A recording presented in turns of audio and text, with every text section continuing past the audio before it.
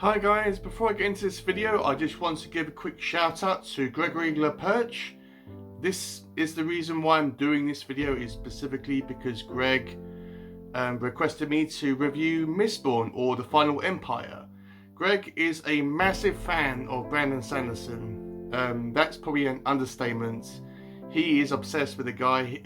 If you go onto his channel, he's always talking about Brandon Sanderson, and it's just like I'm obsessed with Stephen King.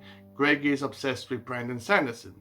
So he asked me to talk about Mistborn, or The Final Empire, because he wanted to get my opinion on it, because it's from an author which he respects and he reads a lot from. So I said, okay, cool, I'll read it in November. So this is what I'm going to be doing today. Please check out Greg's channel as well. I will put it down below. He is amazing. He likes fantasy mostly, but he does talk about other stuff as well, apart from Brandon Sanderson. And he actually is interested in a lot about politics as well, and human rights. But he's a really great guy, so please check him out. Hi guys, my name is David, and if you are new here, hi, welcome. And if you have been watching my channel for a while now, welcome back.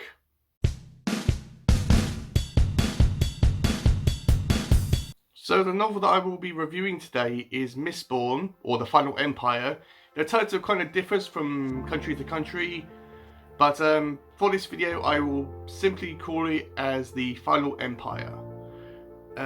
This is the first high fantasy novel that I've read by Brandon Sanderson. I have read one other book by the guy, and that was Skyward, which is more of a science fiction novel. I will put a link down below in the description to my review on that. It was really enjoyable. Can't wait to read the sequel. But I read this book, and I am going to be reviewing it purely from the perspective of someone that's never ever read a high fantasy novel by Sanderson before, and I don't want to bombard you with all this nerdy stuff that will confuse you and maybe intimidate you, because this book probably intimidates a lot of people by its size, and because it's Brandon Sanderson and his world building is massive and his characters are so complex. Trust me guys, this book isn't really that complex when you read it and really get into the story. So the novel was published on the 17th of July 2006, and obviously the genre is fantasy.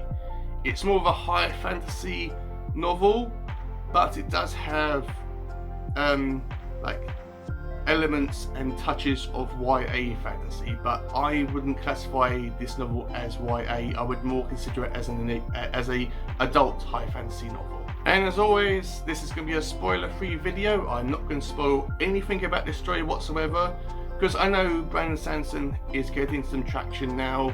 People are really excited about reading his books because Rhythm of War is coming out. Even though I haven't read any of the Stormlight books before, I know there's a lot of hype behind it, and I will get to that series eventually, but for this book, no spoilers, and this is going to be my own thoughts and opinions regarding this book, so please remember that guys. So the main story of The Final Empire introduces us to our main setting within the book itself. This is the city of Luthadel, which we spend about 90% of the book residing in, or actually focusing on. Luthadel is not a nice place to live. It's full of crime, it's full of people that are willing to stab each other in the back to get what they want. They are willing to steal from each other and murder each other, and it's full of gangs which are called crews who occupy the town itself. And there are two, and also the city has all this dark ash falling from the sky.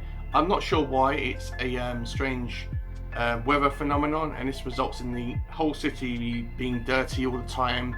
Even though they try to maintain it and keep it clean, they can't really do much about this constant ash that's falling from the sky. And also the sun is bright red as well, and nothing grows in this world as well. So this city is occupied by two main people that live in this city. These are the Scar and the noblemen, or the noble houses. The Scar are basically the slaves of Luthadel. They are always working in plantations under the slave masters or people that are trying to whip them and torture them into doing jobs. They are looked down upon by the noble houses as being nothing, even lesser than the dirt that's on their shoe heel.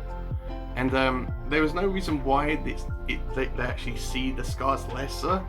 They're not particularly bad people in any way, and they don't act any differently. They kind of dress differently from the noble people, but because they're poor, because the Scar are poorer people, they actually kind of dress in rags, and they are extremely looked down upon the noblemen. People do get killed for no apparent reason by the noblemen. There's actually a boy that actually gets killed within this book, and he's not a main character or anything like that. He actually gets killed purely because he looked in the carriage at a noblewoman, and he was killed by one of the guards that actually reside at this noblewoman's house or palace or whatever. That's the main reason. That's the only reason why this boy got killed, and it's so brutal when it happens within this book. And the noble women, not noble women, the Scar women rather.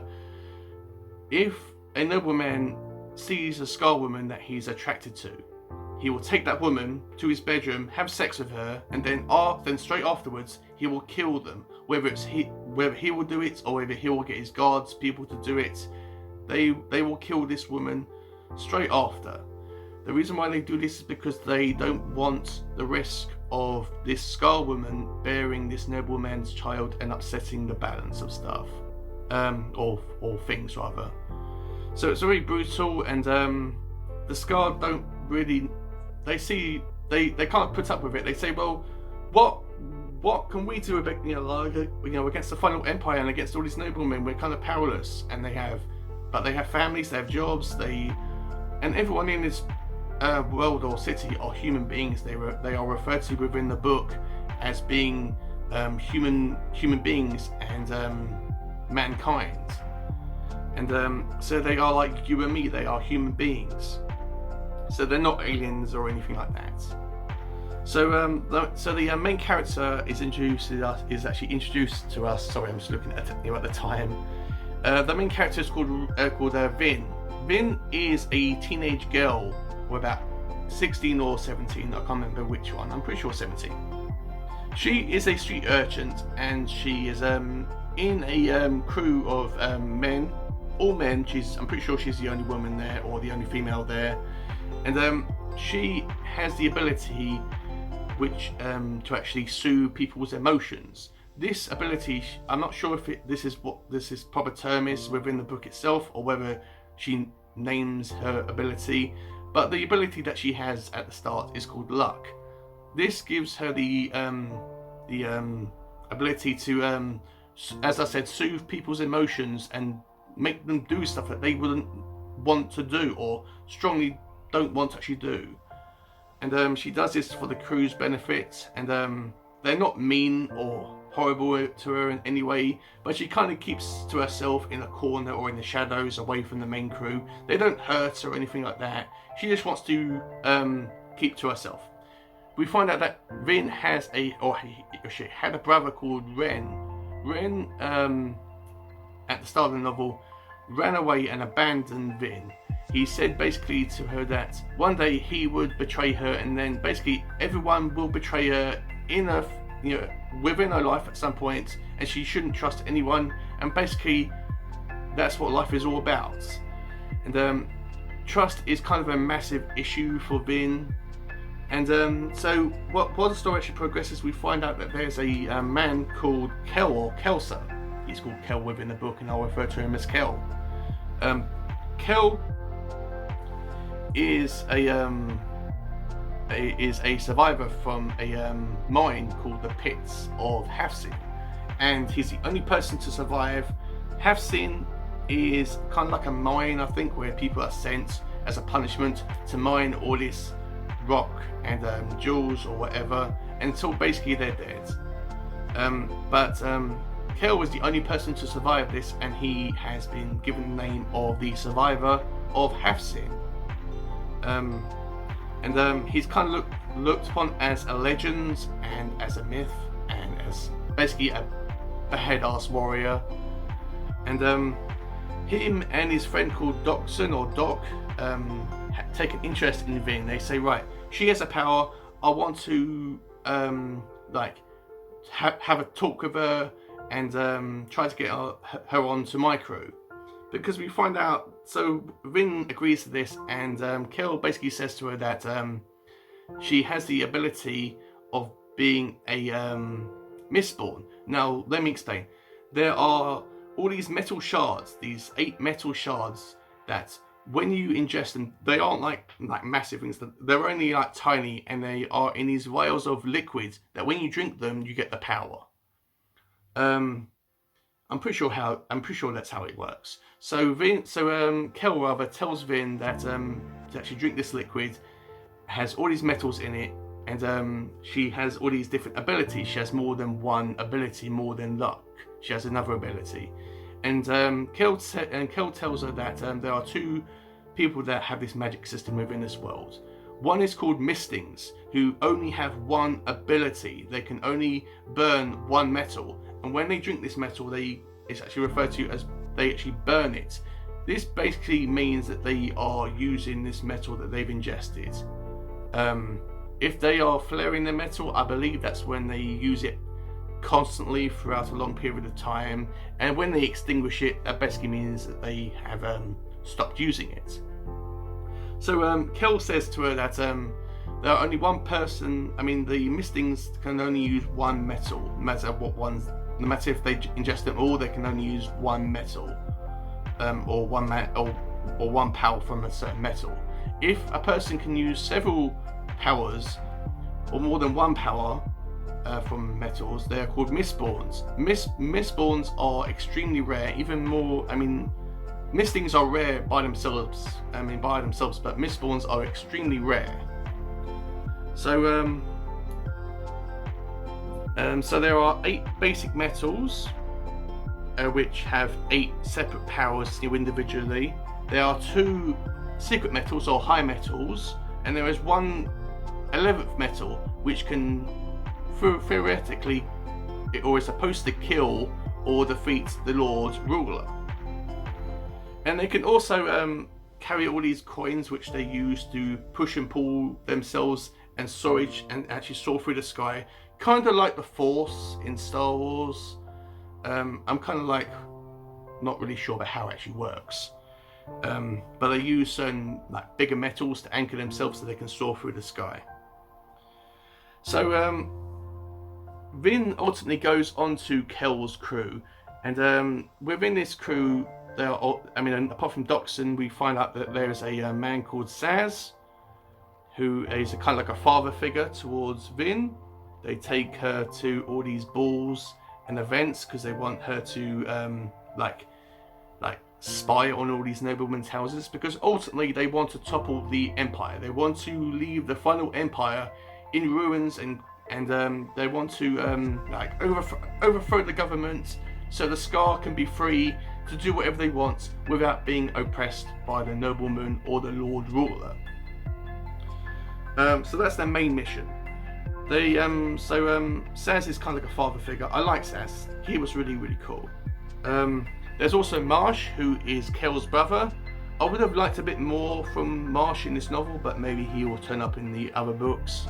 And there's also several other members of the crew that I didn't really understand completely, but maybe on a reread I'll appreciate them more. They are called Breeze, Hammond, Docson, as I said, Spook, and Clubs. And they also meet up in Clubs' shop, which is called Club Shop. And that's their main base within the city. If you go back to the map as well, or the map is in the start of the book, whether it's on Kindle or physical book, it will show you where Club Shop is. And when Vin is at one of these balls, she comes across a noble man, or a noble person who is part of this really important house, and he's about to inherit the house and be in charge. His name is called Elend, or Elend Venture. He is really interested in reading as well. He's always got a book. Man after my own heart. And he kind of ignores Vin at the ball at first, and but they kind of have a like a love relationship with each other. It's kind of like a slow burn, but they have feelings for each other, and so that's the main story. There's also this group of soldiers that are called the Garrison, who are kind of like the king, or kind of, well, not the king, kind of like the Lord Ruler's personal guard, and they're basically responsible for going to certain missions and killing people, or going to do certain objectives. So that's the main storyline. It's basically about Kel and his crew and Vin going off and defeating the final empire, or overthrowing the government. And Vin and Kel kind of like trains Vin. He's kind of like her Yoda. He trains her into being a Mistborn, and Vin kind of like pays attention to all the other members within the crew, which are all Mistings. I didn't mention that. All the crew members are Mistings, and she kind of goes to each of them individually, and they train her separately in their specific metals. And if you're ever confused about what the metals are, there is a list at the back of the book which lists them all. This is probably the same as whether it's on Kindle or whether it's a physical copy, and these tell you what the metals are and what they actually do. So the iron pulls nearby metals, steel pushes nearby metals, tin enhances the senses, so hearing, sight, smell, and all that jazz. Pewter enhances the physical ability, so it makes you stronger and makes you heal faster, and makes you be makes you be a more badass than you already are.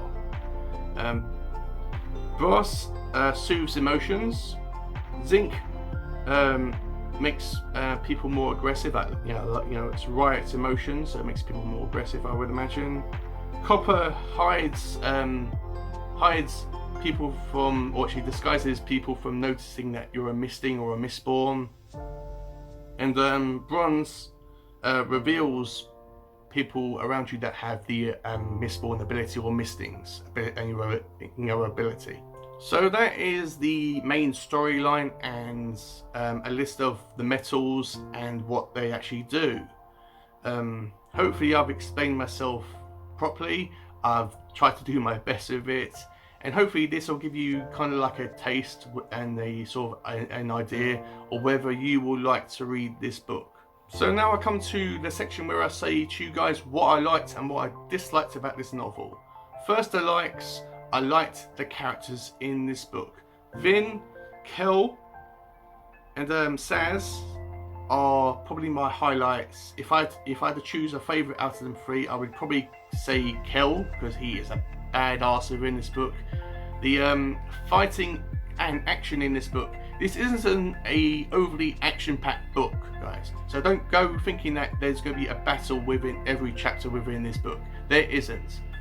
But there is like a good handful of fights within this book, and when they happen, they are completely mind-blowing. They're really, really good, and Brandon Sanderson does a really great job explaining what's actually happening. Even though I didn't actually understand 100% about what was actually happening, but I got the general idea. But it was really exciting when they had all these battles, and I really cared about these characters as well. I even cared for some of the villains as well. I mean, who actually knew? I mean, Elend is supposed to be a villain, but he is trying to understand the Scar and trying to change the way of things, the way that noblemen see Scar, and that was really, really cool. I really enjoyed this book. It was such a great, interesting novel. This world of Luthadel is so great. I cannot wait to read more on this and get more on this city and actually from this world. So what did I dislike about this novel? Not really a lot. There wasn't much in this story that I didn't enjoy. It does have slow parts where it does drag in parts, but it's kind of like slow parts where they are sitting down and they are discussing their plans about how to topple the final empire and to defeat the Lord Ruler, who we don't really see that much. He's kind of like a side villain, but we mostly see him in person at the end of the book, and that's, my God, that's a freaking great battle at the end. It really is, guys. But when they have slow parts, or when it drags a bit, when they're talking about all this stuff and their plans, it kind of takes you out of the action. But it's a good way of Brandon Sanderson having a bit more character development for these characters as well. So I didn't really mind it. The power system, or the magic system rather, isn't complex to understand. If you read this for the first time, guys, first read, you will understand it about 85 to 90%, but you might have to reread it like I will to understand it completely, like the magic system. Again, I will put Greg's channel link down below. He's got a Discord, so if you've got any questions about this novel or Brandon Sanderson or any of his novels in general, chances are Greg will know it. So I'm not saying that he will know everything about Brandon Sanderson, but most of the things that he does actually know. But that's all I really disliked about this novel. Not really a lot. So the rating I am going to give The Final Empire, the first Mistborn novel, is a 4.5 stars out of 5. The reason why I'm not going to give it the full 5 stars is because it's nothing to do with Brandon Sanderson's writing style or anything about the story itself. It's I didn't understand some of the magic systems, like the push and pulls, or some of the side villains. But I feel that when I give this novel a reread, then I will be able to understand it a bit more. So that's it, guys. That is my review on The Final Empire, the first Mistborn book. Let me know if you have read this, if you have enjoyed this video as a whole. Please give it a massive thumbs up. Comment, let me know if you have read this book, if you have enjoyed it, if you didn't enjoy it, if I've maybe inspired you to pick it up. And let me know down below as well if you want me to do a separate video on Brandon Sanderson, just the author, maybe like a random facts video. Let me know if that'd be something that you would want me to do. And if you have liked this video as a whole, please consider subscribing to my channel. I upload videos every Monday and Friday. And if you do subscribe, please click on the little bell notification so you know whenever I upload videos. And yeah, it always helps the channel grow. If you are watching this and you are fairly new to my channel, thank you so much for subscribing to my channel. It means a lot to me. It really does. And it means so much to me when people watch my videos and comment and like them. You don't have to subscribe to my channel. I'm just grateful that you've given this video a chance and given me a chance. So thank you so much. It really means a lot to me, and I really do mean that. So lastly, stay safe, stay healthy, and always keep reading, and I will see you all in my next video.